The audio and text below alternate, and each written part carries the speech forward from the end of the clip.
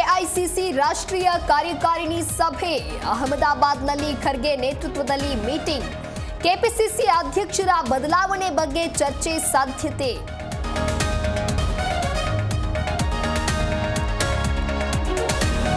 ಇಂದಿನಿಂದ ಬಿಜೆಪಿಯಿಂದ ಜನಾಕ್ರೋಶ ಯಾತ್ರೆ. ಮೈಸೂರಿನಲ್ಲಿ ಕೇಂದ್ರ ಸಚಿವ ಜೋಶಿ ಚಾಲನೆ. ರಾಜ್ಯ ಸರ್ಕಾರದ ವೈಫಲ್ಯದ ವಿರುದ್ಧ ಕೇಸರಿ ಕಹಳೆ.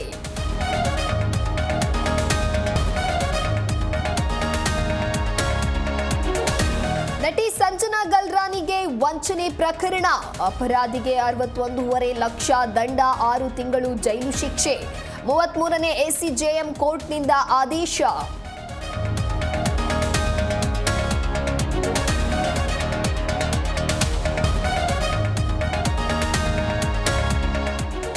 ಇನಾಂ ಭೂಮಿ ವಿಚಾರವಾಗಿ ದೌರ್ಜನ್ಯ ಹಲ್ಲೆ ಆರೋಪ. ರೈತ ಮಲ್ಲಿಕಾರ್ಜುನ ಗೌಡ ಮೇಲೆ ಅಲ್ಲಂ ಕುಟುಂಬ ದರ್ಪ. ಬಳ್ಳಾರಿಯ ಹಡ್ಲಿಗಿ ಗ್ರಾಮದಲ್ಲಿ ಘಟನೆ.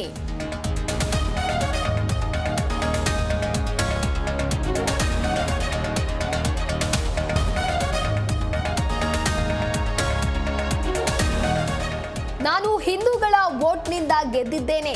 ಭಗವಕ್ಕಾಗಿ ನಾನು ಪ್ರಾಣ ಕೊಡಲು ಸಿದ್ಧ.